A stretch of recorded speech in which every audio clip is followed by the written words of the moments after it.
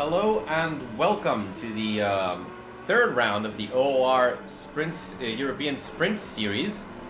I am Mihai, joined by my co-commentator Andras for the second time, actually, because first time second round I was on vacation.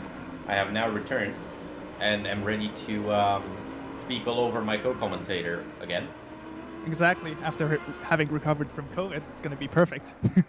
Oh, perfect. You got a voice now. So, we're seeing the start of qualifying. So, practice, we've had Mr. Bauer topping the timing sheets, yeah, with a 22.9. So, that's an extremely fast time in the practice session. Let's see if it's going to be matched. Now, the cars that got BOP'd this time really hard with the custom BOP have been the Bentley, with 30 kilos, right? The McLaren and Porsche, right? For 20 and the Aston Martin. Okay. Yes, and the Aston Martin as well with 20 kilograms. Okay, so I know the Aston is OP everywhere. I'm a little bit surprised about the Porsche, but I don't know if that'll stop him because Mr. Hacker there was only 1/10 off of the top time in practice. Now it's kind of what we expect from him, yeah. Yeah. Amazing drives every time. He didn't get screwed over by being anywhere near Paul Ricard in that car, but we'll see what he can do this time, as we're still seeing Mr. Safety Car here. Quite a promising 6th position there. Yeah, I expect him to be in the top 10, obviously. Okay, so Simon Bauer just bailing from this lap. Maybe his pressures are wrong. Well, it's a short lap, right? So it's a short lap, so you can do that. Yes, it is. Though there are only about 4.5 minutes left. So the thing about Brands Hatch is your first lap, as we see Mr. Tully and Omar and Fredrickson, to prove my point, are not very fast because your tires are not really up to snuff yet.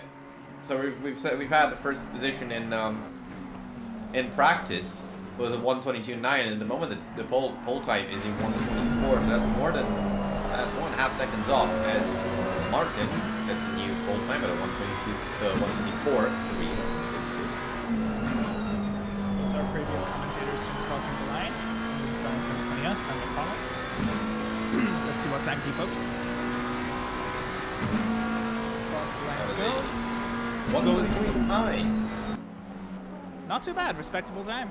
Definitely, especially if he's running with colder tires. And now we see Hacker going into another fast lap, topping the timing sheets on his first lap out, I think.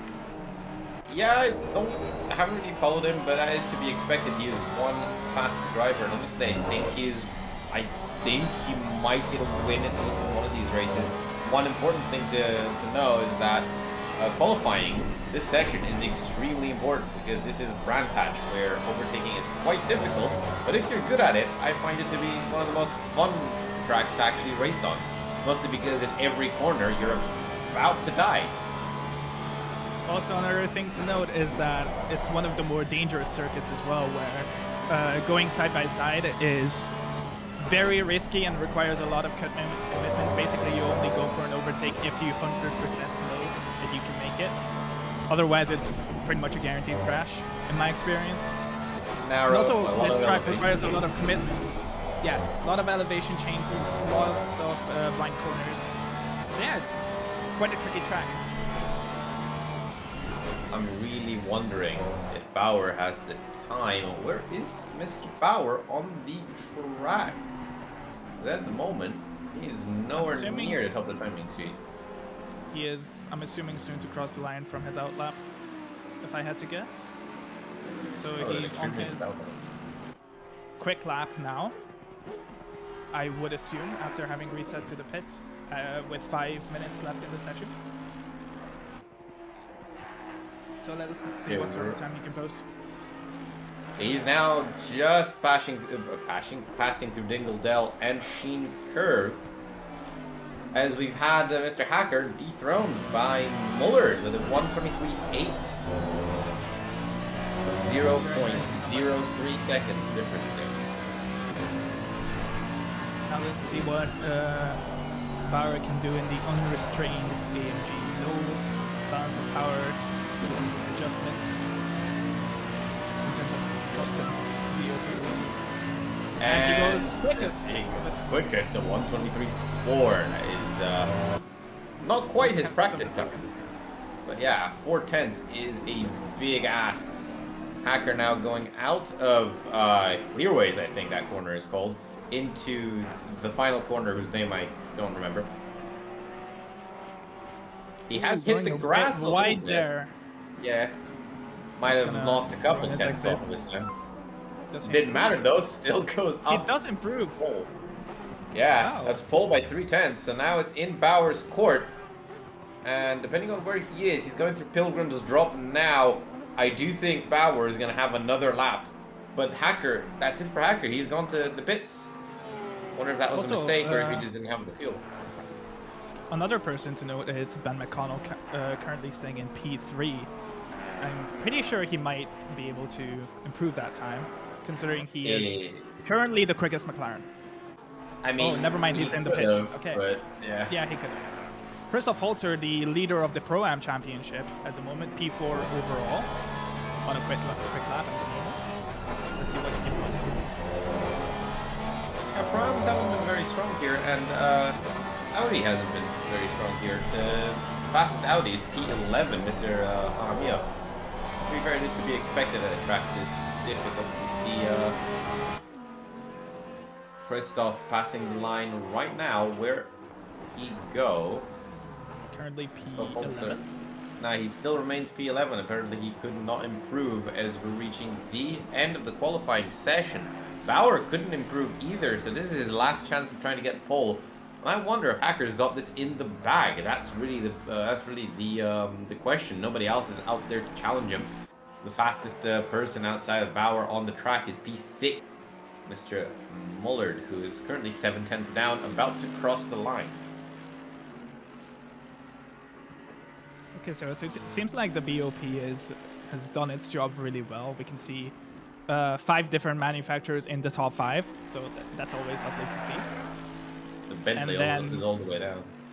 We can see the Audis just struggling, clearly a massive limitation in terms of BOP, but you cannot give them more engine power or anything like that, unfortunately. I mean, I would also say that the Audi might also be dangerous because the rear on this track is very loose. So yes, basically the Audi struggles a lot in terms of balance on this track. Just there we go. Bauer is about to cross the line, and he takes pole with a 1:22.9 exact. Well, pretty much almost 1:23.0, but still pole by 1/10.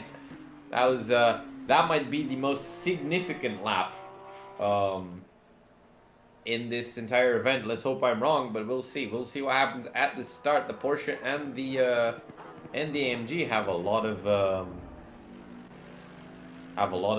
grunts things. On the start. Yeah, have a lot of grunt. That's what I was gonna say.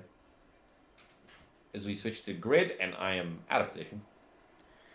Like, really out of position. Holy crap! You're gonna have to do grid walk because my camera's screwed. Oh, okay. Here we go. This is going to be fun, as always. So, P1, we have Simon Bauer, the number 13, currently leading the championship. And P2, we have Hacker, the quickest Porsche of them all at the moment. Ben Mcconnell in P3, our previous commentator. Barnett in P3, who was really quick in the first round. I'm not sure about Paul Ricard. Martin in the Bentley. Seems like the BOP hitting him a bit there. Tmej in the Ferrari, quickest above every other Ferrari, very nicely done by him. Muller in P7 in the 77 McLaren. Cassiter-Ash P8, nice improvement from round 1. Not sure how he did in round 2. The Michaels P9, Brayet P10. Christoph Holzer in P11, leading the Pro-Am Championship. Then Blues in P12 in the Lexus. Hearn in the McLaren in P13. Jaramillo, the quickest Audi at the moment, in P14. Sun following him right after, then Caparis, then Chris Vining, surprisingly down at the bottom of the Audi pack. Then we can see Weiser in the Porsche, Omar in the Bentley Continental GT3, then a pair of Ferraris in Landreth and Tully. Then we can see Montan in the number 115 Porsche. Then Everett in the 123 McLaren. The fastest in the AM category, and I think the only one in this race. Surprisingly. Oh, never mind. There are a couple people in the back with Bouchard in the Porsche, Fredrickson, Hughes in the back, rounding out the field. As the safety car goes on ahead to lead the pack. That beautiful safety car, to be honest. I'm going to constantly comment about that amazing livery. That taxi livery is so amazing. I love it. Absolutely adorable.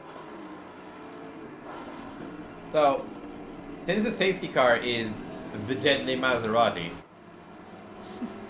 do you want to put a bet on whether we're going to see a safety car spin a la IndyCar at any point? No, we're not saying that. But one thing that I will mention is that lap ones in Brands Hatch are generally super deadly.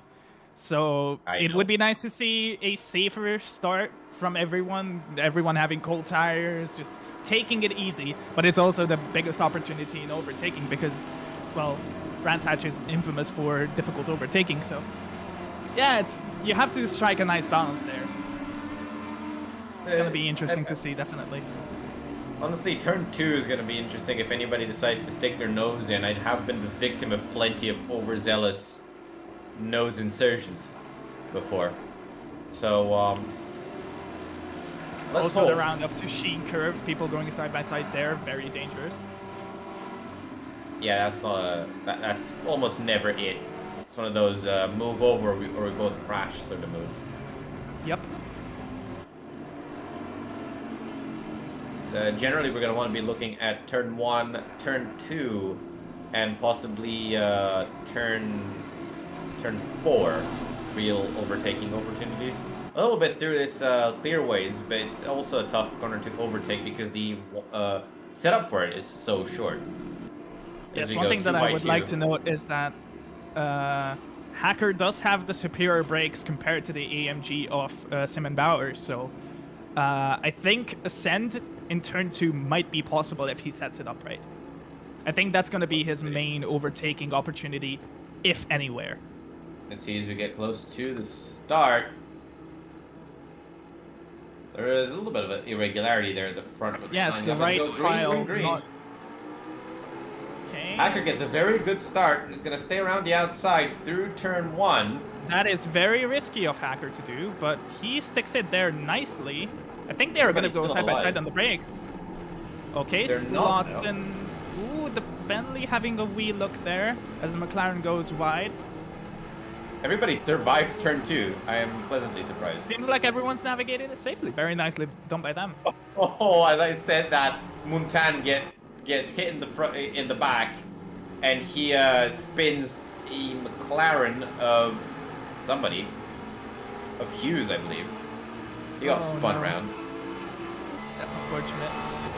Or Fredrickson. No, I don't know. There were a couple of deaths that happened, and it was Everett who got spun around there by Montan. Chris Holzer gained a couple of positions by the looks of it. Started P11, now on P9. The fastest Pro-Am driver at the moment. Very nicely done by him. Second quickest Porsche also. So after that death, there's been nothing, nobody died at Hawthorne. So we're looking at a clean first lap. Please don't curse. All right, everybody's alive. Bauer is building a bit of a gap already. Half a second in one lap. Yeah, also, Martin moved up to P3 in the Bentley Continental. Very nicely done by him. Oh, there's an overtake on Mcconnell there that I definitely missed. Now, think about Bauer. We've seen him have the superior one-lap pace, but this is the AMG, which does decide to devour its tires about 20 minutes into its stint. So let's see if he's going to be able to keep that lead, which is already diminishing. It is a 30-minute race, so tire life doesn't come into play that much unless you are really going for a peaky setup. Ooh, Hacker having a loose setup definitely, as we can tell. But yes, the AMG does eat its front tires especially a lot on Brands Hatch. So it's going to be interesting to see how much he is going to struggle with understeer by the end. Ooh, Hacker is very close now as they round the final corner. We're looking at Hacker. We're looking here at Casatrash trying to go around the outside around the final corner for P9 against Holter. Decides better against it and decides to slot back in, but that actually makes him vulnerable to an attack by Hearn behind him, looking at the inside of turn 1. There's quite a bit of a fight here from P9 to P12. Everybody's sort of jostling for position as we're looking at Hacker and Bauer on the main stream. Hacker is really putting on the pressure just constantly in the back of Bauer, especially in the braking zones, as we've established. The Porsche very generally superior in the braking zones. Yeah, it's also mostly because the, at least in my experience, the brakes on the AMG are inscrutably difficult to work with. No, they're not. Yeah. Okay, so Casatrash still on the back of Chris Holzer, but they are keeping it clean. Now, they aren't fighting in the same championship, so Chris Holzer is generally just fighting for the gap from the other Pro-Am drivers, which is very respectable. I wouldn't tell him to go let Casatrash go. Now. We do see that custom BOP kind of. Ooh, we see Martin there losing the rear through the last corner. That's putting him in danger for an overtake from Mcconnell. I was about to comment. The BOP is definitely affecting that Bentley's balance. The gap between P2 and P3 is growing at a larger rate, 2 seconds now, and McConnell's position is looking very precarious. I do think you might be losing both that position to McConnell and to Barnett in the near future, probably next 3 or 4 laps. If I were to make also, yes. Another question that I would like to pose is how much is the Bentley going to last on tires? Because, well, if he's going to go sideways after 5 minutes of driving, maybe he's overheating his tires. Maybe he's working it too much. It's going to be interesting to see later down the line as well. I mean, Bentley is quite loose on the throttle, so could be just a mistake. Barnett as well on the back of McConnell, keeping pace. Very nice like that. Definitely seeing a Martin train here that's going to somehow be disengaged. We'll see how, and hopefully with all occupants like, ooh, Barnett there, eating a little bit of dirty air. Bit of a bite of the AMG on the exit. Oh, that's a very good exit from Clearways. Storp exit. Okay. Also, wait, Hacker has overtaken Bauer. The what? We've seen the change of the lead. I really am wondering how. We would love to see a replay of that. Does look like Bauer's actually lost quite a significant bit of ground as well. There's 6/10 between them now. Maybe and drama behind. McConnell has lost his position after eating a lot of dirt coming out of Paddock Hill. That's going to make him quite slow this lap as well, because there's an intense battle at around P10. Everybody there, from Holzer down to Bryant, they're really close together. It does look like this is a bit of a Casatrash Holzer train going on. We can see the classic GT3 line just building up. Because everyone is unable to move out from the dirty air because the slipstream isn't strong enough, unfortunately, on Brands Hatch. It's not enough straights to have anything of a gain from the slipstream early. It's more of just a loss in the corners. They're getting a replay now. Let's see. This is the overtake on Bauer. So this very is good exit. Ooh, going deep on the brakes. Oh, going for a wider line than maximizing the exit. Was... Bauer having a snap. Okay. Okay, there we go. A very good positioning by Hacker there. trying to do the switchback, exploiting that that torque. He basically exploited the torque of the AMG against itself. Just banking on that mistake and just being in the perfect position to overtake. A risky move, but it did pay off, and now that he's 1 second ahead. So, yeah, we'll see if that AMG has enough fight to fight back. Yeah, now Lendroth making a move on Tully on the outside of Paddock Hill Bend. That is a risky move. Slots back in, switches around. On the braking zone. Oh, having a almost not death, but that was not the cleanest of overtakes. Let's just say that. That was a lot of luck from the outside Ferrari to not be spun around. I think the stewards might need to take a look at that. Now, as we see Cassie Tarash still on the back of Christoph Holter. Very nicely holding on by Chris Holter. Ooh, going on the grass from the Ferrari. Scary stuff. Now, we did have a 10-second penalty for the car number 23, for the car number 115 in position 23. That was Tudor Montan for the little impact there at the start of the race that spun Mr. Everett around. So that would be the source of the penalty you see on your screen. Now, Montan definitely took damage from that because he hasn't been really making any progress. He's kind of stuck there in P23. That's unfortunate to see. Also, one thing that I would like to mention is that Barnett on the outside. Barnett on the outside of Martin right now, trying to switch back out of the second corner. Even with all that torque, can't quite get ahead of the Bentley, but there's quite a bit of a fight here for P3. Side by side, almost side by side, switching lines from Barnett, trying to switch back again, but that's letting Mcconnell get back into the fight. So time is up for Barnett there. He had a little bit of a window to go offensive. Oh no! Oh McConnell, what's happened to you, my friend? Just having a snap on the exit again somehow. I think he's using a quality setup, honestly, as Barnett has felt the dirty air coming off of that Bentley and got on the grass a little bit through Hawthorns. That's what happens when you follow closely through there, unfortunately. Also, Muller getting the position from Mcconnell, and also Michael's getting the position from Mcconnell from that scruffy exit. Also, another thing that I would like to mention, the McLaren train of the first round repeating itself, no? It is starting to appear. It's starting to appear here again with Muller, Michaels, and McConnell. And not only that, we have a 4-car Audi train back in from P13 to P16. BOP just really not favoring the Audis, huh? Yeah, and it does look like the cars are...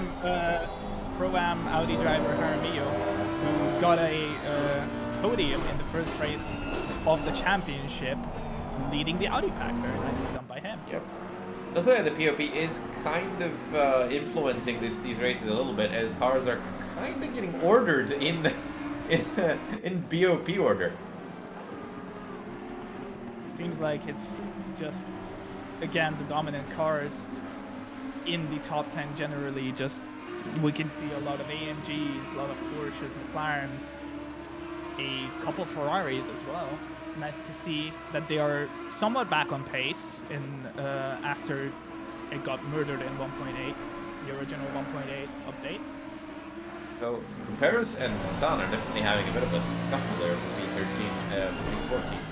As really the biggest battle at the moment is the battle for the bottom step of the podium, with Barnett again lining up a move on Martin. Really, it's gonna be all about the exit through whatever this corner is called again.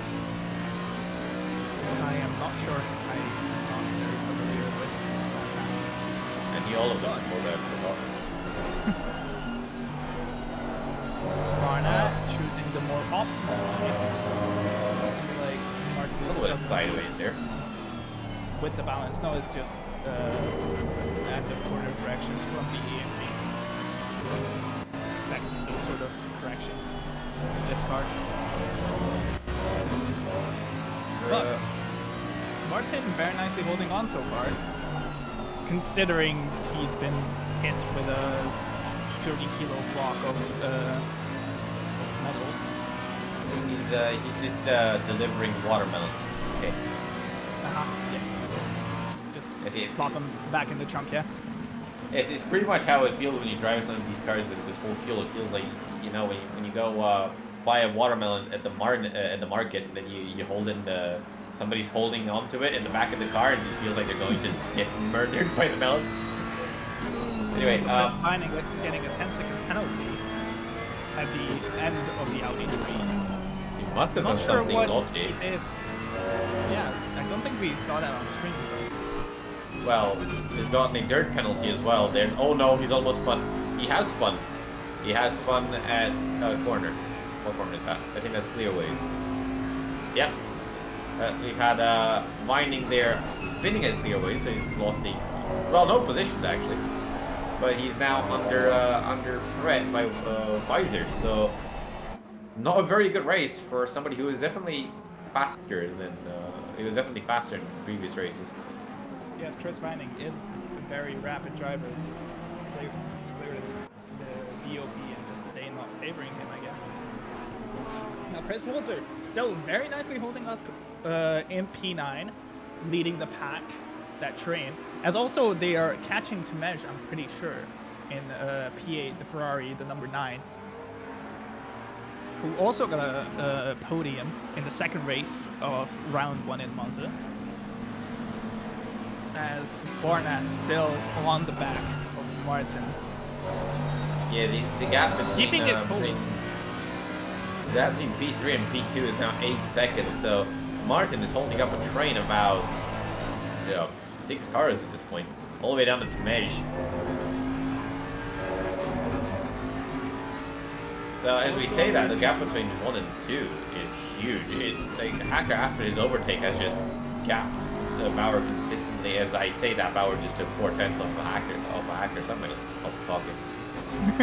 I was just gonna mention that as well. That the gap has built up to over 2 seconds, but apparently Bauer not being complacent, looking for that P1 maybe, looking to catch Hacker back up.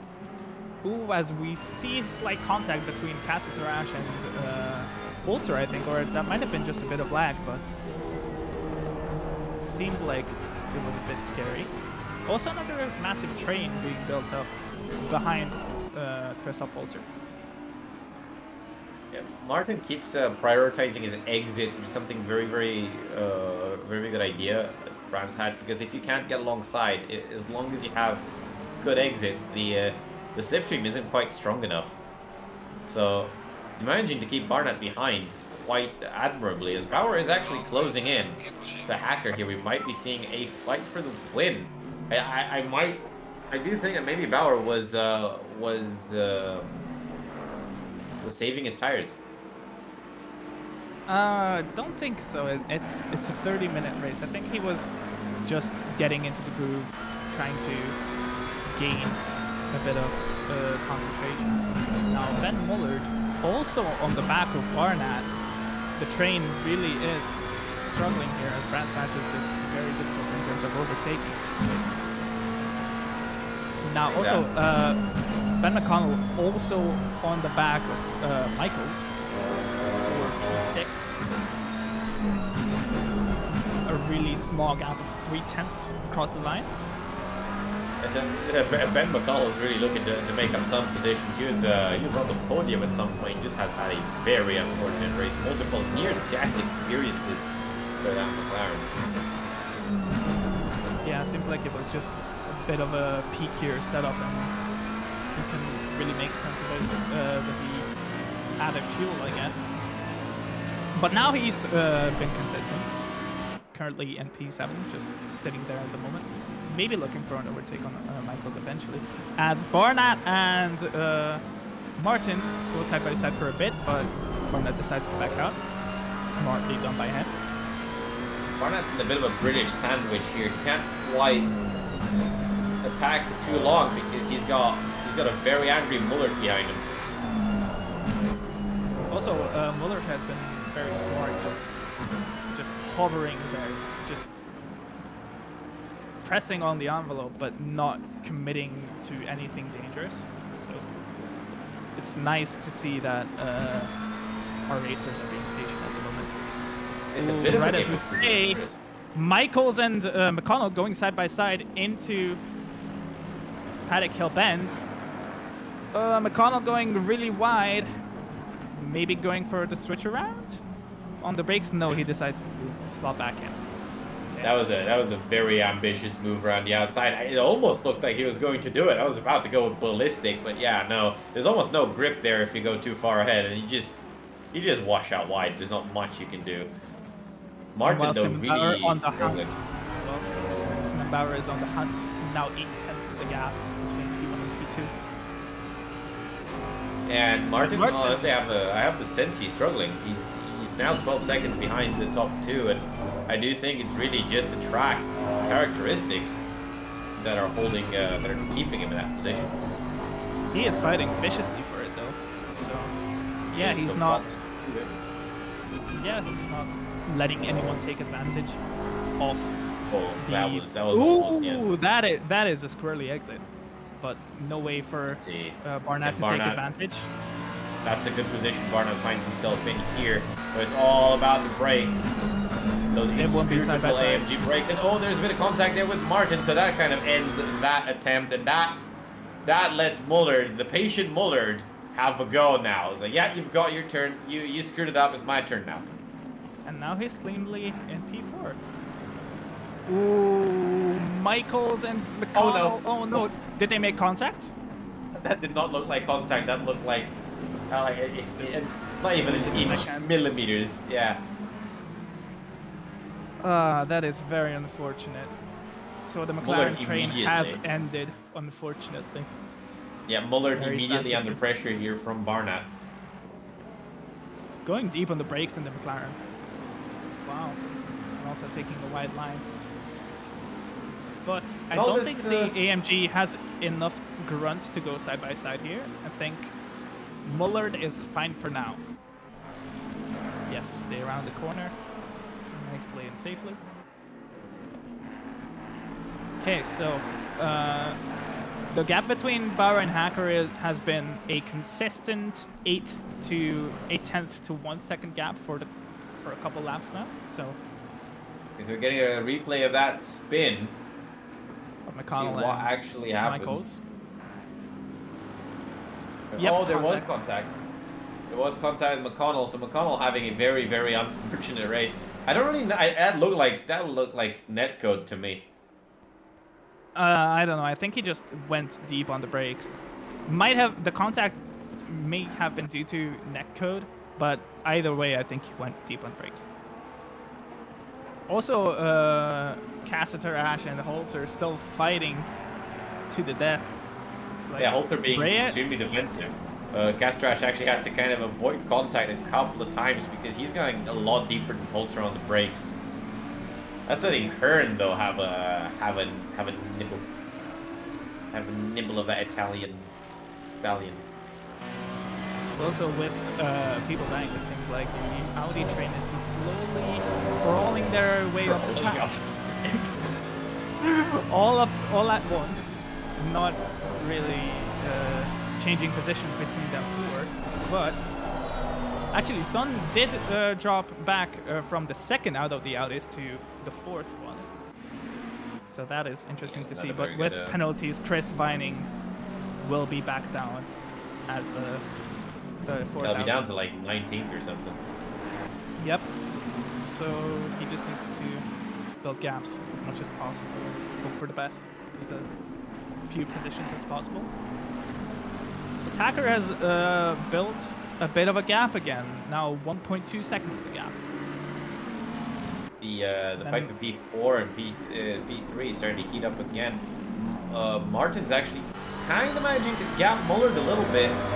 So Barnett and McConnell have to do something to keep. Oh, there's contact. Oh, Barnett has murdered Muller. That was a complete misjudgment of the brakes, and that's allowed Martin to get away. And McConnell is now on the chase. It's kind of back where they started, really. McConnell can take Martin. To lap 2. Yeah, pretty much. That was really unfortunate. And really, it's also unfortunate for me to say that, but this is not the first time we've seen Barnett make a little bit of a mistake like that. Yep, a bit over egregious on the brakes and pays the ultimate price for it. I think He also might land an the penalty. overtake on Bryant.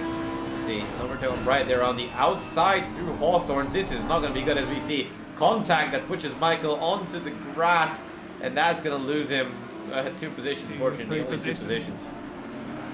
Yeah, I'd say 2 positions, because he didn't really get that position with Bryant before, but I do think that was Bryant getting a little bit understeery there, though I don't really know if I would call that too bad of an incident. Just unfortunate, really. It was just a miscommunication, I think, between the drivers. But we will have to see what the stewards think of that. Meanwhile, Casatrash has gotten past Holzer. Somehow, has happened this lap. After a stalwart defense, Holzer has finally been overtaken and has now eaten a little bit of dirt out of kill. Yep. This race is still close, though. I do think Holzer has a chance to retaliate, as Bauer is slowly again falling behind Hacker, and only 6 minutes left in the race. The window for retaliation is slowly closing. Now we are on board with Chris Vining, right behind Barnett, who fell behind the pack with Michaels after that incident. We'll have to see if Barnett gets any sorts of penalties, and if so, how much, because that might alter the end of the race. Now, I'm saying 10 seconds. Yeah, that would make sense, I would say. If we want to be lenient, maybe 5 seconds, but we will have to see. Also, massive respect to Chris Holzer for holding on for so long. The McLarens are not having a good time on this track. We only see them having a little bit of a fight with their own rear ends. It's that ballast, man. It's just giving them that bit more trouble. I'm assuming most people work on their setups without the ballast, so it's going to be that added bit of challenge where it changes the balance of the car just that tiny bit. Makes it a bit more difficult, as we see Michael's going on the gravel and Barnett having a look. And he has passed, and so is Chris Vining by the looks of it, or at least fighting for that position, going side by side. Ooh, wide on the exit, but still marginally ahead as Michaels decides to slot him back behind Vining. Yeah, Vining might have decided to just cash in one of his warnings for that. Maybe, but it is respectable. I think it is respectable. You do get 3 of them. It was a good decision by him. As now we see Sun on the back of Michaels. Maybe Michaels' aero damage is really high, as it seems like he has dropped in pace, no? Yeah, and he's been having all these near-death experiences pretty much every time as he goes out of Sheen curve. So I do think that rear end is not doing too well. Also, Barnett getting the 10-second penalty that we talked about. Not too surprising there, as we see Mcconnell and right Martin on side by side. Ooh, there's a little bit of contact, not too much. Just a bit of door banging. I think that's fine. Yeah, that's fine. That's completely fine. They're still side by side. Still side by side. Ooh, Will Martin sticking his nose in there. Still side by side. This is how you fight, but now this is letting Tmej get involved over here, and McConnell needs to pick I think that McConnell's fight got this. Going deep on the brakes, no? Ooh, slots him back behind. Fairness to them. Ooh. No, that was a smart move, because I think it would have been some serious contact there if he didn't. Martin took a very tight line. Yes, but now to mesh right on the back of McConnell, maybe trying to look for something, but keeping that respect, just staying behind for now. We got about 2 laps left, and there is time for McConnell to pick his fights, and if he doesn't have too much damage, Martin has been struggling this entire race to keep his position. So I'm not discounting the McLaren driver. I am discounting Bauer, though. I don't think we'll be seeing a fight for P1 in this race, unless Hacker makes a horrible mistake. Yeah, seems like Hacker has had the measure over Simon Bauer at the moment, closing the gap in the championship. where both of them struggled somewhat in Paul Ricard because of the BOP. Both of their cars are not powerful around Paul Ricard, I would like to mention. But definitely this race, they have been the dominant force, and Martin with that 30 kilos just defending for his life, but very nicely done by him so far. Imagine a 30-kilo water balloon. Ugh, don't even mention it. That's a chunker, definitely. Oh yeah. You don't carry that, you roll it. Yep. Now the gap is, yeah, I think Hacker's got this one in the back, 2.9 seconds now. Yeah, we got an overtake there of Bryant on Daniel Hearn. So the top 10 here, P10 is now Hearn and P9 is Bryant. So that was a bit of a mistake from Hearn as I saw into turn 4. I think a little bit of a lockup which allowed Bryant to just squeeze by on the inside. Pretty textbook overtake there. Also, I think we're going to see an interesting race 2 start with 2 Audis on the front row in Harami in comparison. If they stay alive past lap 2, that would be terrible. As they're having yeah, we actually have 2 laps left now because leaders are going to start another lap, that's for sure. As Mcconnell eats some dirt, that puts him in danger of being overtaken by Tmij, who is sticking his nose there into Druids, but just can't get alongside into turn 3. There was a car there on the grass on the side. That was Hearn. Something happened to Hearn. Hearn has retired from this race. No, he's gone to the pits. I don't know what's going on. I think he might have had no fuel. Oh no. That is very unfortunate. Now I think maybe the person on the I think the person on the grass was Hughes then.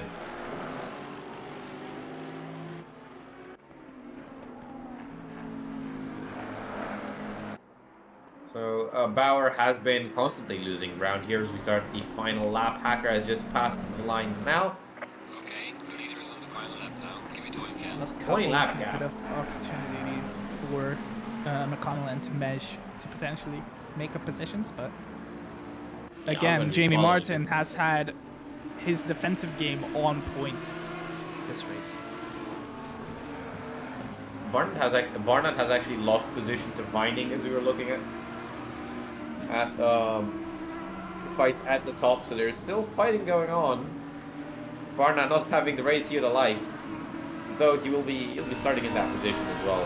Oh, so it's going to be top 3 Audis in race 2 at the start. Max Hughes may be running out of fuel by the looks of it. Maybe. He was going down slowly on the main straight. Yeah, maybe. Oh, he's got some damage or something as the car nearly spun around. I don't know what's going on with him, but it's definitely not good. As we're getting close to the end of the race, Hacker's now gone through clearways up to the final corner. And if he doesn't miraculously lose the rear end, he does not. Hacker will win the first race of this round, with Bauer coming in P2, 3 seconds behind. Martin and P still holding on to P3 with his teeth at the moment, all the way 20 seconds behind, going through clearways. Still ahead, but Mcconnell determined to maybe do something into the final corner around the outside. Martin defensively staying in the middle of the track, going a little bit wide on exit, but just has enough grunt and will, let's not jinx it, yes, he will secure P3, but just barely, with Mcconnell behind him in P4, Tmij finishing P5, Muller coming in to finish P6, Casatrash P7.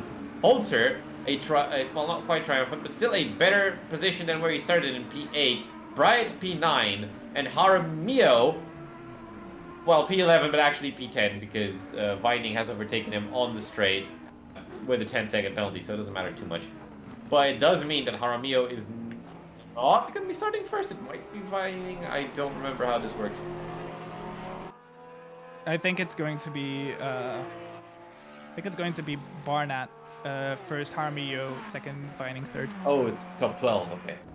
Yes, top 12. Okay. Okay. So That's how it yeah, works. Barnett has sacrificed this race for pole position in the next race. That was amazing planning. All according to plan. Yes, or all according to El Plan. Plan. Exactly. Now, while we set up for the second race, I will be right back.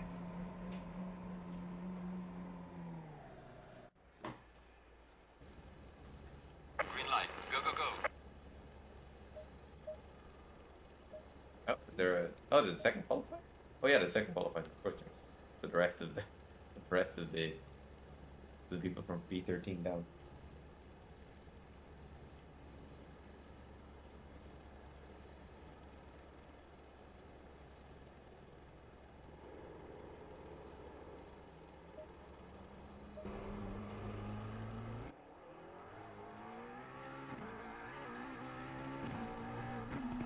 We're seeing people slowly going out of the pits. Currently, the only person out of the pits is Mr. Fredrickson. He is in the AM category, just warming up his tires. We've got Tully at the pits as well. We've got Bloss, that person. We got Tudor Muntan. Let's see if he can redeem himself a little bit from last race. He did not have the greatest of round ones. Especially with that penalty coming in. It was very unfortunate for him. Oh, Daniel Hearn fell out of the top 12 in the end.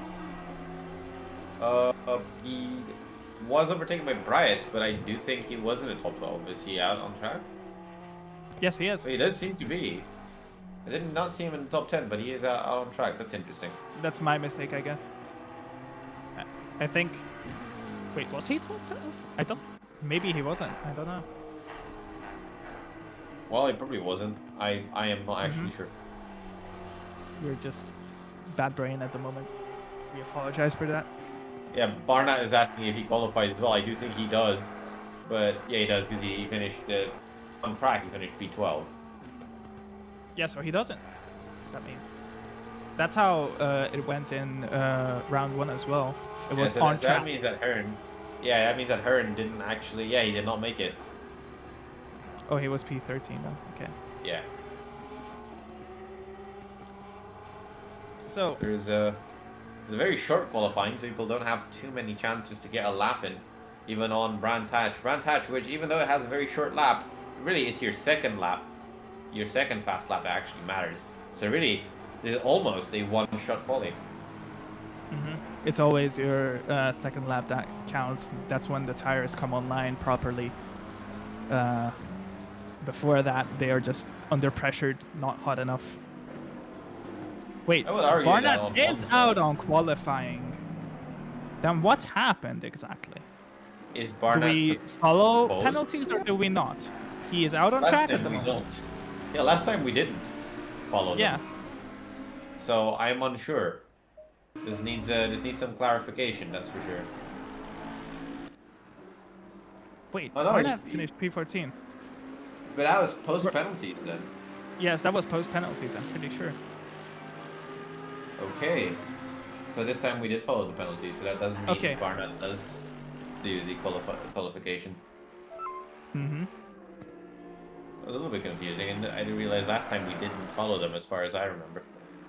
As the first couple of laps start raining in, Tully setting the mark at the moment with a 24.7. Matej Barnett stopping out on track. Interesting. With 4 minutes left in the session, that is a risky choice. As Daniel Hearn goes quickest for the moment with a 24.4. As We're is going to be looking Omar mostly on at the Pro-Am category here, setting times. So we're probably looking at a poll of around in the 23s, I think, high 23s. Weather has stayed pretty much constant. It's dry with 20 degrees air temperature. And yeah, people are confused whether they need to qualify or not. So that needs to be a little bit more clarified if penalties are taken into account or not. I don't think it was clarified to us, at least, exactly what the procedure is for selecting the top 12.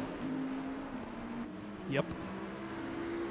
So also, a couple of the AM drivers haven't set a lap yet, by the looks of it. Hughes and Everett not setting a lap yet.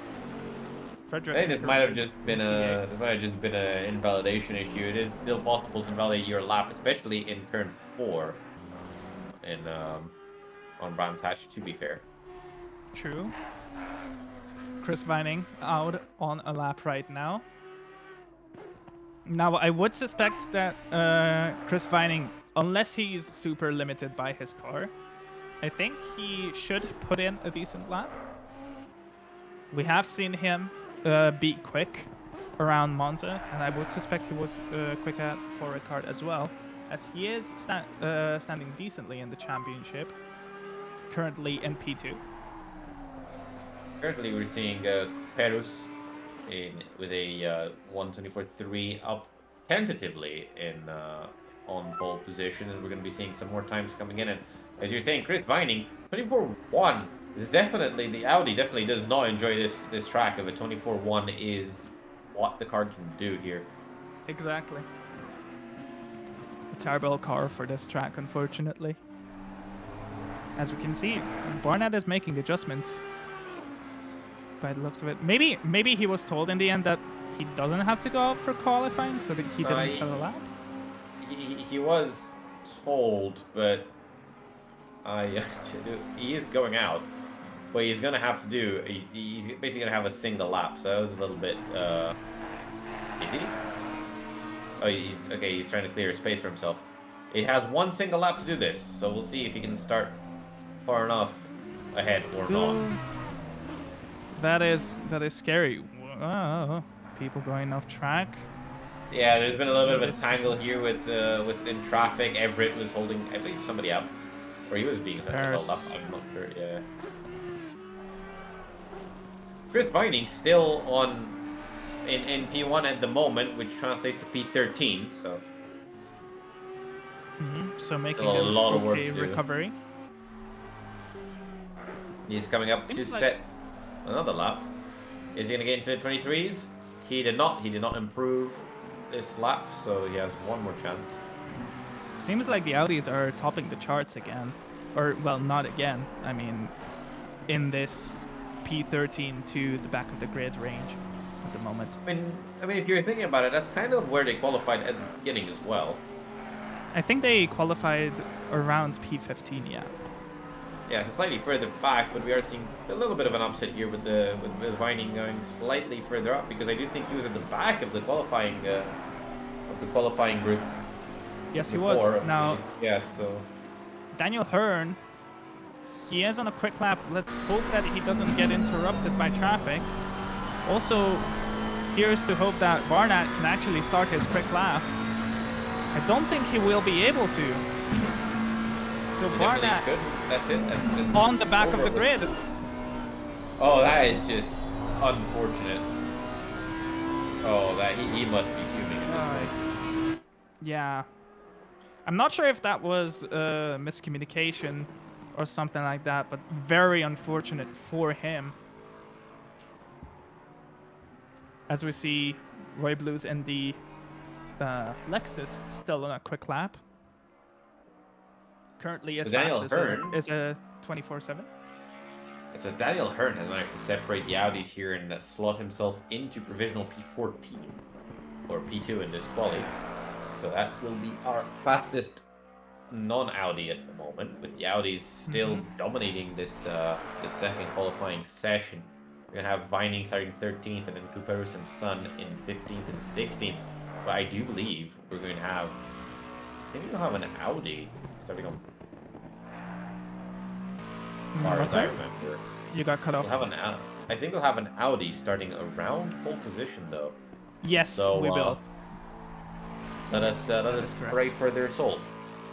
I think they should be fine. because they have kept it clean. It's just that their pace is lacking. Yeah, they'll have a bunch of very Unfortunately. hungry people coming up behind them. As we are going onto the grid now. The grid you're seeing right now is Wrong. not going to be, yeah, it is not really representative, as we're going to be having a reverse grid of the top 12 of the previous race, which I cannot see the timetable at the moment. Then the qualifiers of the second qualification. In order. Then we'll have the qualifiers, yes. So Vining is going to actually start in P13. Hearn is going to be in P14. Cooper's P15. Sun in P16. Omar 17. Blues 18. And so on and so forth.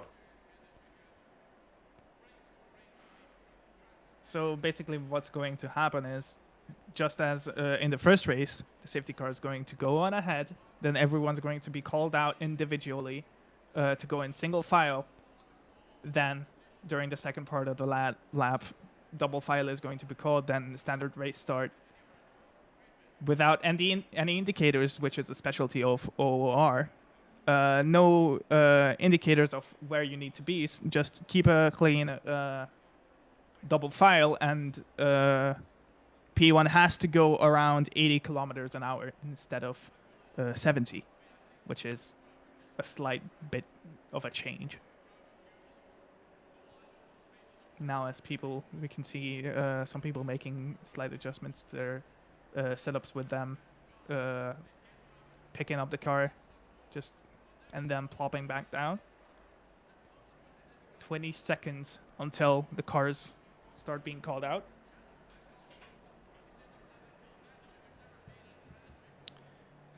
So what do we want to look at specifically for the second race? I think, first off, the Audi fight at the front should be very interesting, I think, because also there should be a bit of a kerfuffle around P12, because both Hacker and Bauer are going to be starting P12 and 11 respectively.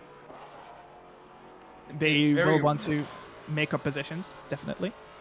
It's quite reminiscent to our Monza race, isn't it? Where we're going to ask who's going to make the biggest recovery. And with Brands Hatch being so difficult to overtake, it's really going to be something to see Hacker trying to get that advantage over the AMG. Is our Porsche brakes going to be stronger than AMG grunt, basically? As it looks like, it's not actually the Audis starting on pole. I saw a Porsche go on ahead in P1, I am pretty sure. Oh, I think that's Holzer, isn't it? Looks like it's Chris Holzer, yeah. Or Weiser. Marcel Weiser. Weiser, okay. So post penalties, it's Weiser in P1, okay. By the looks of it. And then we have Michaels. Yup. Okay. Then it's Brayet, correct? In the pink McLaren? Yeah, that would be Brayet. Then the Audi of Jaramillo, I'm pretty sure. Okay, so Jaramillo starting in P4. Going to see how long he keeps that going. Now, Jaramillo's done upsets before, so shouldn't discount him when it comes to keeping that position. Yes, definitely snagging that podium in Monza. Very nicely done by him back then. So I think he should be able to maintain P4 at the very least. Maybe even have a look around the McLaren, since the BOP is so different. Maybe the Audi has that slight bit of power to maybe going forward. I would want to see that. Given the qualifying results, I don't really think he'll have the pace, but we'll see what happens. It's a bit of a war zone here in lap 1, as you said, so anything could happen. Jaramillo could very easily be P1 by 10 seconds by the end of the first lap. We're also going to see the reversed fight of Castellarash and Christoph Holzer. So they've been that's fighting going to for be the interesting to entire see as well. race, as we have a bit of an interesting situation with cars going on the grass there further at the back. It is interesting seeing cars ghosting through each other here in the formation lap. I do just imagine the chaos if admins could suddenly turn on collisions without telling anybody. I would pay for that feature, honestly. Same here, same here. Now, will Porsche be able to keep it starting from the line? Because it looks like Michaels is out for blood after having such an unfortunate race in lap 1 or in race 1. It would be very nice to see him make a recovery for race 2. We're going through the final corner. Couple people still ghosting. Still they'll figure it out. Bit of a scruffy stack. As much of an advantage as he can at the start. Pulling back a little bit. Just does not want that drive through. As we go green. Light. Going through turn 1, everybody. There's almost a little bit of contact there going through turn 1, but everybody is still alive. I'm following people slightly further at the back. Will scream if something happens. Ooh, slight contact between Chris Holzer and Cassiter Ash, and now it's a contact between Jamie Martin and Cassiter Ash. So that's quite a scruffy start from him. Everybody, fortunately, still alive. There's a little bit of contact there at the back around Tudor Muntan, but nothing too special. As Everett and Hughes have a bit of a fist fight, with Hughes elbowing Everett off the track. Hacker and Tamesh side by side at the moment on the back of Ben Muller. Seems like Hacker has that position, but Thomas is looking for revenge on the braking zone. No, he decides to slot back in. Smart move by him, but still very close. Slightly having a nose up to Sheen corner, but they navigate it safely. Oh, as we have Chris Vining going off track, having a massive crash. Oh no. There's more death. There's more death happening. Oh, Vining. I was about to comment about Vining going up in the field. Oh, and then we can also see Simon Bauer going off track as well. And we have the safety car called. Oh wow, that was massive though. To be fair, there's been contact. McConnell has rear-ended Bauer. That's just that was so unfortunate. Bauer kind of braking in front of McConnell there. McConnell's got a lot of damage as well, and Bauer now has some rear damage from McConnell. So that's not a good race at all for Bauer. That's going to be really bad for his championship. As Hacker has looks like intact car there in P9, so he's made a bit of a charge forward. Muntan's saying to go into the pits. Now with the safety car, everyone is allowed to pit. There are no mandatory pit stops in these races generally, but during the safety car, everyone is allowed to pit for repairs, new tires, refueling, anything like that, and there is no overtaking.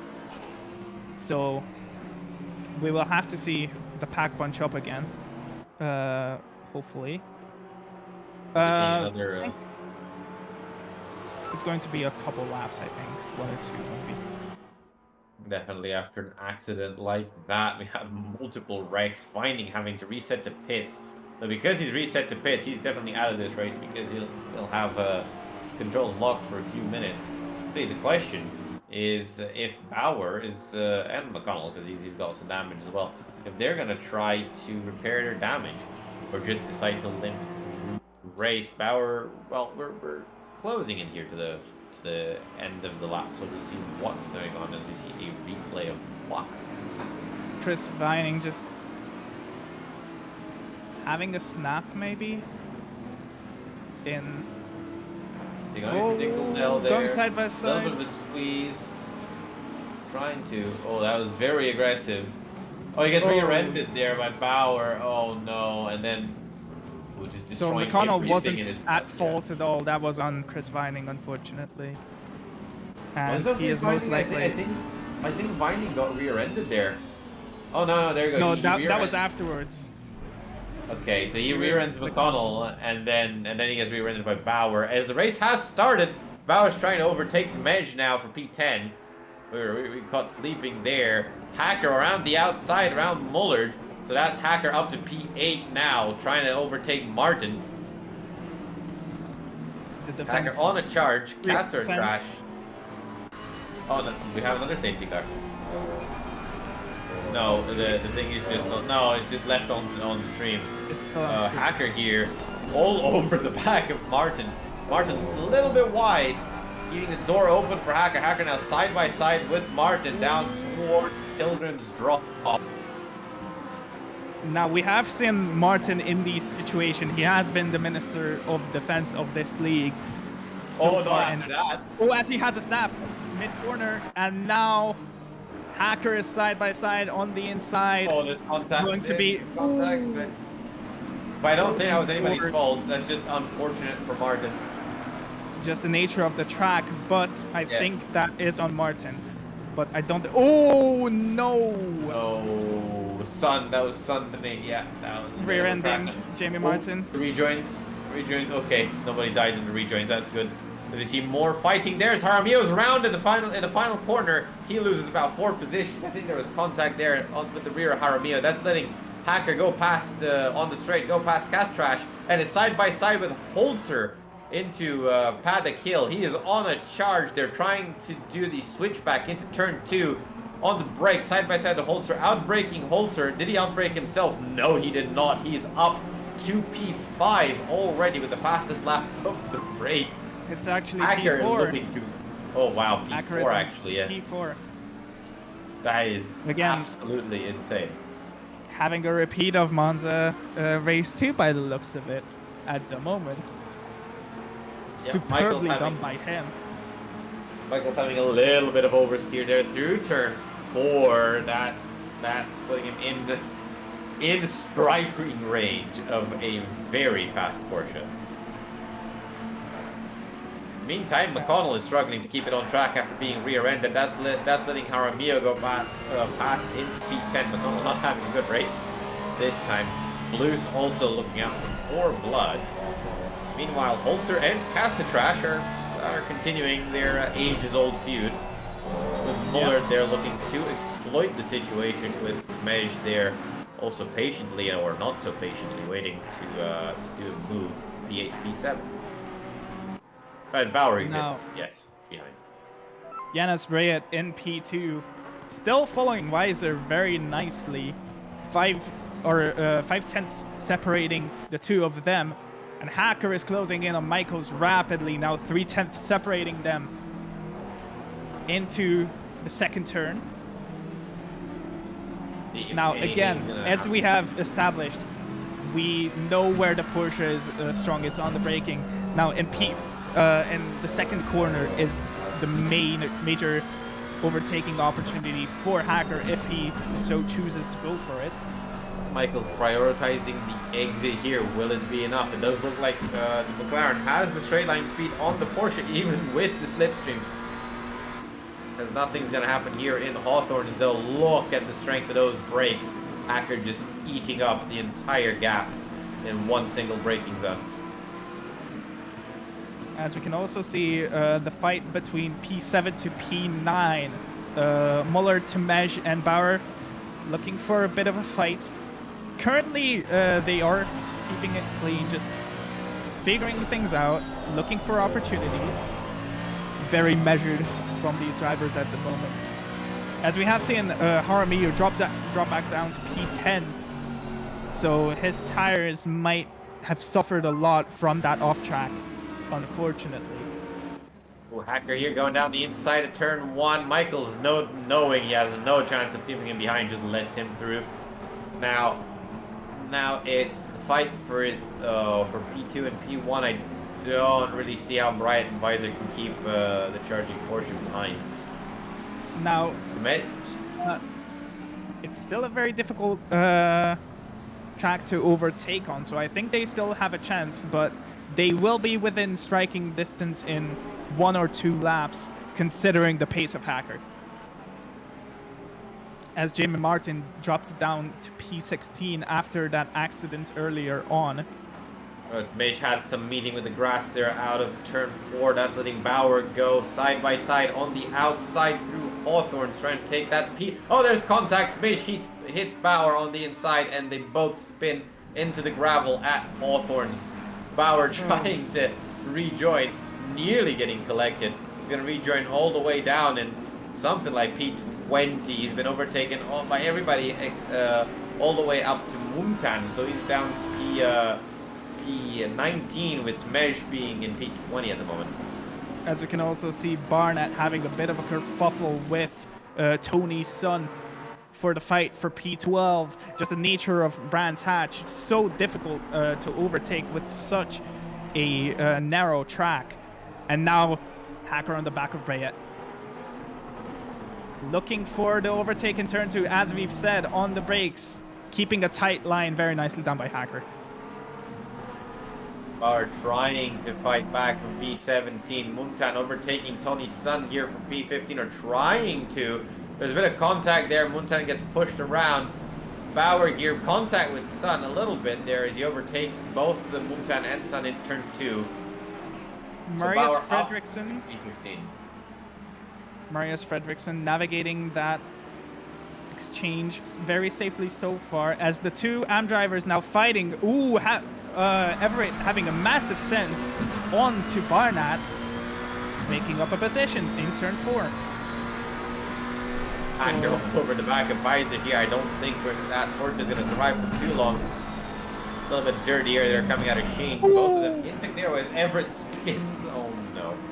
Big accident again, and it's going. I think that's another safety car now. That's another safety. Yeah, that's probably a safety car. That's a big accident as Hacker goes through the final corner, trying to line something up. Seems like Simon Bauer got collected as well. Oh man, Bauer's not having a good race. This is definitely a repeat of Monza, isn't it? Yep. See, Hacker looking into turn 2, but it's Porsche versus Porsche. Will this work? Weiser keeping it on the outside, kind of, but Hacker just having the inside line. Goes up into P1 from P12 in the first 12 minutes of the race. That's one overtake every, 50 seconds? Is up into first position. Ooh, as Weiser loses the rear end in turn 4. Allows past Brea and Castle Tarrasch, dropping down to P7 by the looks of it. Being caught by Jaramillo as well on the straight. Oh, Michaels and Bryant come together in Hawthorne's. That was Bryant on the that was Michaels on the inside. They both have a half spin. Bryant struggling to almost gets destroyed by an AM driver there going through the track. That was a little bit of an unsafe rejoin from Bryant, but that's a lot of positions lost and a lot more accidents this race. Yeah, very messy this time around, surprisingly. Even though we had a very nice race 1, seems like the reverse order just catching a couple of clouds. Yeah, reverse grids do sometimes invite a little bit of chaos, as Hacker is now 1.8 seconds ahead of Casatrash and pulling away. But also, Chris Holzer in P3, our AM driver in P4 in the championship, now in P3, leading the pack of pro drivers as a pro-am driver. Yeah, that's just what keeping your nose clean really gives you, right? Like, everybody's been having these little accidents, some major accidents, and Holzer just been navigating them, just running his own race at this point. Yeah, respect to him, as we see Tomaj drop back down to P14, but it seems like his car isn't too damaged, so he can keep having a fight with Tully. Also, again, the train of identical manufacturers, the 3 Ferraris of Tomasz Tully and Landreth. Interesting to see. I'm seeing a little bit of a fire on Fredriksson, right? Was that? Yes, yeah. Correct. The fastest AM driver at the moment. Sticking his head in P13 at the moment. Very nicely done by him. At the top of the field, we've had Holzer. He is slowly losing ground to Muller. So Muller's now 3/10 behind Holter and starting to look for ways to get that podium position. And also He's looking Visor on and the inside there. Jaramillo very close to each other, fighting for the podium in the Pro-Am category for this race, as Christoph Holter is our P1 in terms of in class. Yeah, so Holter's going to have to be careful how he approaches this upcoming battle with Muller as he runs wide in turn 4 quite severely, actually. The thing is, he doesn't want to fight for that position too hard because he might end up losing not 1 but 2 positions, which is much worse for him. Since really he doesn't lose much if he gets overtaken by he loses Muller. that buffer zone between the Pro-Am drivers, so it is quite meaningful. And he also loses points because the championship as an overall is counted with overall points, not with separate ratings, I am fairly certain. Good point there for everybody, but still, he does need to be very careful about not losing position to his actual rivals. As we had Landreth there taking a detour. We saw that on the stream. He was taking a detour through the scenic part of turn 4, destroying some markers as well, as he was wrestling to get the car back under control. So Chris Holzer leading this pack, Ben Muller going slightly wide in the braking zone, but keeping it clean. Weiser just trying to figure out where he can look for an overtake potentially with Muller, with Holzer backing him up into the Porsche. Jaramillo just quietly sitting back 7/10 the gap, and then a big gap of 2.8 seconds for Michael. Jaramillo's tires do seem to have stopped being so square, so he's gaining a little bit of pace again as Muller looks a little bit squirrely there. I was following from on board of Jaramillo.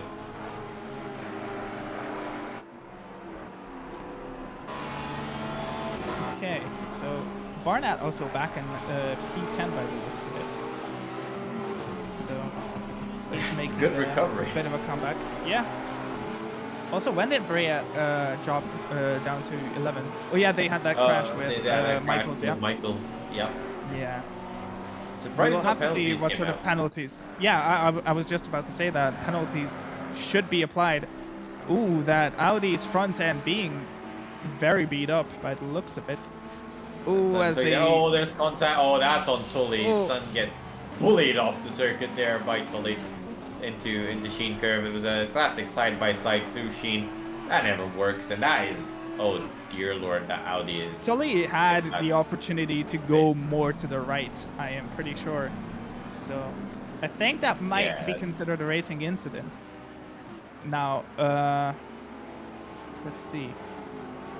Danny Hearn is on the back of Jamie Martin. We can take a look at that. 5/10 the gap. And Jaramillo there getting close to Visor as well, so we're definitely seeing some fights starting to brew up. Castrash still losing ground to Hacker, they're not that incredibly quickly, though he is wide safe, he's about 5 seconds ahead of P3. The question really is, what's Muller gonna do? That is the question, yes. Now, also, where is another interesting bit of gap? I think it's Jamie Martin and Danny Hearn that is worth looking at the moment. In P8 and P9 respectively. Again, keeping an eye on that. The gap has stayed a little bit constant. I do think Martin currently does have a little bit of pace on her. The gap is now 8/10. They've got 2/10 in a lap. Seems like it. Christoph Holzer still holding on in P3 as they come up on a few back markers by the looks of it. Let's see if that influences anything. Hopefully not too much. Also, it's interesting to see the different lines our drivers taking. The Porsche going for a more geometric line, while the McLaren is looking for for a better exit by the looks of it from turn 4. Did we see some? Oh, there. That's gonna be interesting. We're seeing. Oh, there's a spin. I was was definitely looking at Omar there being a little bit squirrely. Now that was not caused by anybody. That was Omar losing the rear on his own. So I don't think there's much of an issue with Bryant getting a penalty, and I think that penalty is for the accident. Michael's collision. Michael's. Yes. Yeah. Correct.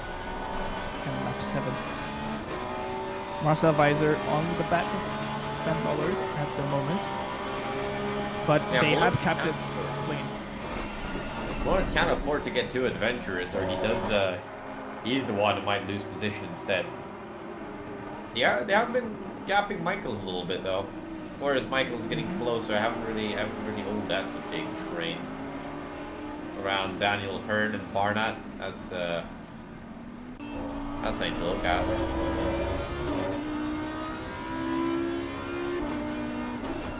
The Barnett train. Danny Hearn and Barnett. Yep, there's some more back markers there, but Bouchette almost losing it there out of turn 4. Trying to let the front runners by. Quite scary, but nicely navigated by them. Unsafe rejoin penalty for us is Omar in the Bentley Continental. Ooh, a drive through for Omar. That's that is interesting. rough. Wait, is that? Yeah, that was given by race control, right? I'm not sure. We did see a penalty handed out by race control, but I think it was a 10-second penalty, not a drive-through. That was from Brian. Packer putting in a 23.6 so late in the race as well. I'm just wondering, was that for track limits infringements, or was that for doing? Oh, there's a 5-second penalty for Tully. That was 10 seconds actually. That's I think for annihilating Sun through Sheen. Yeah, I think it was deserved, honestly. I think there could be made an argument, but yeah, it's deserved. Again, with Brands Hatch being such a dangerous track, it's just a matter being of dangerous. It's slight being more careful. miscommunications. Yeah. Now, still the train between P3 and P6, maintaining constant gaps, 4/10ths, separating. I think we're them. seeing a replay. Okay, we're seeing what happened with Omar here, and why he got the drive-through. With right? his off track, I think. No, that's so the off track. Okay. Oh, that's the rejoin. Oh. Terrible rejoin. Yeah, terrible rejoin. Yeah, okay. That is fully deserved. Yeah, that killed a lot of cars. The grass just catching him out, losing grip on the back end. Yeah. 23-4 by Hacker. He is an alien, man. Yeah, Barnett here trying to do something around the outside of the final corner, switching back, trying to overtake Hearn. Very dangerous move there. That could have ended with a spin, I think. Barnett getting a little bit impatient. Trying to get P9. Going for a switchback. Turn 1, but just not being able to get alongside Hearn on the outside here in turn 2, sticking it out, but just can't. Yeah, if you don't really have the inside line, you can't do much. Also, Muller is showing his nose quite a couple times in certain corners to Christoph Holzer, but Holzer keeping his nerve, maintaining the proper racing line, so he doesn't seem too concerned at the moment. His tires seem to be still operating really well. He's been defending for a while. There's only 6.5 minutes of the race, so he just stays relaxed. I don't know if Muller can find a way past. I do think he is dependent on Holzer making at least a minor mistake. Correct. Especially with the pressure coming in from Weiser. Also, respect to Jaramillo keeping that Audi on track in P6. I think he started a bit further ahead, but still, with how the BOP works on this track, mad respect to him. Very nicely done. I mean, Jaramillo started P4, but I did not expect him to stay in the top 10. And just saying, I know, right? the only Audi on track still left outside of Jaramillo is in P22. So Into Tony's son, yeah. yeah, the Audis have not had a those good collisions race. as well. Yeah, it's just the Audi struggle, isn't it? Also, the Insane, Porsches have been really strong. Maybe the BOP wasn't enough in 10 kilograms. As you can see, 2 on the podium at the moment and also 1 in P5. So clearly, our faster Porsche drivers making the most of it. Marcel Weiser still fighting for P5. It could just be the drivers, you know, because Holzer has been exceptional in the Pro-Am Cup, so... And also, yeah, and also Hacker has been exceptional, so yes. Yeah. But I still think, considering that the AMGs haven't been able to make a recovery, maybe 10 kilograms wasn't enough for the Porsches. But still very nicely done by Hacker and... I think, honestly, it's just because the AMG is an undrivable car, but it's just... you are just objectively wrong. Keep that. Just keep that. To separate discussion. Just have that slight note. Today Bernat looking on the back of Daniel Hearn at the moment. Looking for a side-by-side and overlap, but not actually getting it. Going for a wider line, looking for the exit. But still on the back just... Ooh, that is some risky braking by Barnat. But they do not make contact. He's been trying these moves now and again. Let's hope he actually manages to either get one done, or if Hearn just doesn't get... Well, he hasn't seemed to be getting caught off guard, so... It really is a lot of... You need a lot of trust to... A lot of trust for that to be a doable move without murdering somebody. Seems like Weiser has dropped a tad bit from the back of Ben Muller. But Muller is still looking for the overtake on Holter. Holter fighting vigorously, keeping his lines very clean indeed. Now Jamie Martin still in P8, and he has built the gap from Danny Hearn, so that he is comfortably in P8 at the moment. He seems to be catching Michaels a bit, no? P7. Yeah, Michaels might have also a little bit of damage from the contact. So Martin, I don't know if he has a chance really. There's about 3 seconds of gap and about 3 laps at most left. So I don't really think that's going to happen. But Martin has had to face on Hearn. Oh, okay. Wait, no, the gap between Michaels and Martin is 3 seconds. Oh, okay. I thought that was the 1.5. Yeah. Never mind. Yeah, it's between Michaels and Jaramillo. Never mind. Yeah, sorry. Yeah, Martin has had the measure of Hearn though this race, so it's good on him. Hearn really needs to look behind at the moment with Barnett, and I think that's what's keeping him from really pushing forward. But still, fairly nice defensive driving from our drivers. It's been mostly on the aggressors, generally speaking, so far, I think. Whenever we've had incidents. Yeah, it's like a misjudged corner thing. You can go side by side. The thing about Brands Hatches, corners generally have only one line, so it's just about the person who can secure that line first. Can't really attempt to go side by side. Outside of maybe turn 2, 3, and 4, there's not really any way to do that. Exactly. Marcel Weiser still P5 comfortably. Careful on the brakes. Not looking to have a snap, definitely. With the Porsche just having a pretty loose rear end. Yeah, Muller is looking a little bit more impatient now. I think he knows time is running out. He's got the pace. He just needs to find that just little bit of... 2 laps to go. Yeah, he needs that little bit of hesitation from Holzer. That little bit of a snap, a little bit of a...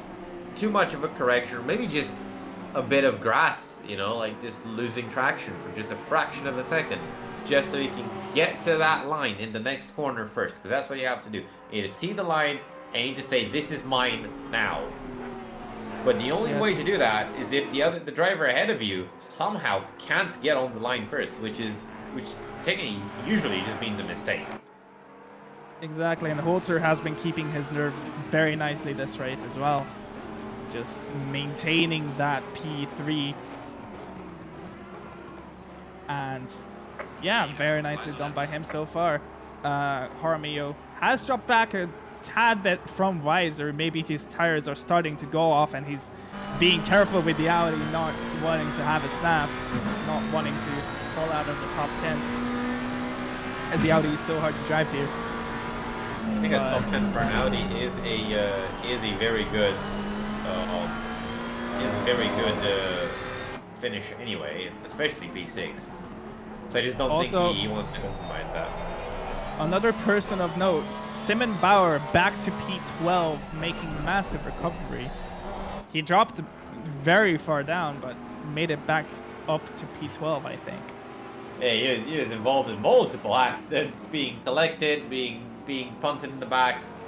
That was definitely a great recovery drive, and definitely a race where everything that could have gone wrong did go wrong. Also looking at here now, going through clearways, about to finish the second race of the round in P1 as he overtakes some cars who are on the grass. Hacker now going through the final corner and on to win race 2 of round 3 of the OOR Sprint Series. Casatrash in a comfortable second place. Yeah, very reserved. Comfortable P10, or P2, sorry. Very nicely done by him. And then Holzberg successfully, maybe? Yeah, successfully. Well, Holzer will successfully hold on to P3, rounding out the podium. Muller finishing in P4, Weiser P5, Jaramillo P6, Michaels P7, Martin will finish comfortable P8, Hearn P9, and Barnett a close P10 to round out the top 10, with Bryant with a 10-second penalty finishing P11. But actually, P11 will be Bauer with a after a beautiful recovery. Respectable recovery after being bullied off the track multiple occasions. Yep. Also, the Lexus in P13 after penalties, it should be even higher up in P12. No. Yep, that's a very good. That's actually P4 in class, so very good racing for the Lexus. Seeing a non-standard car finish fairly well up the order.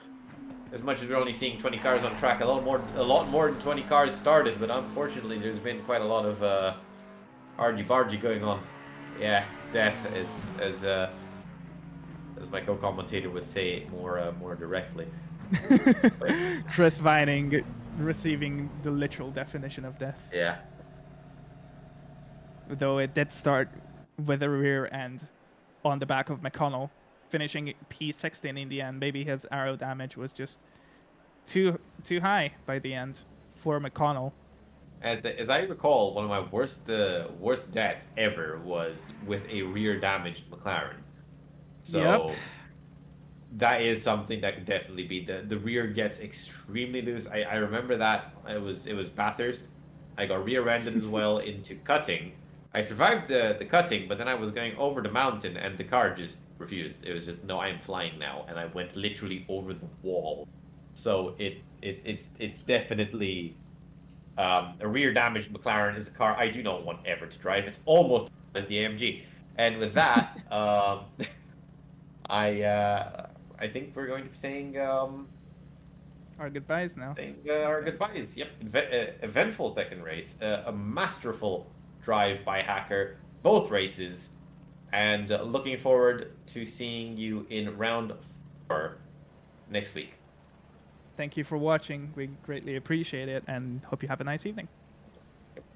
Good night, everybody. Good night.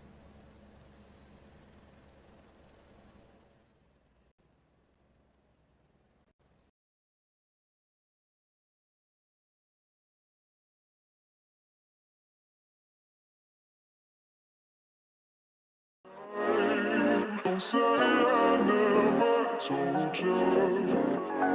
Go, get out of my mind. Have a few to be your soul. soldiers.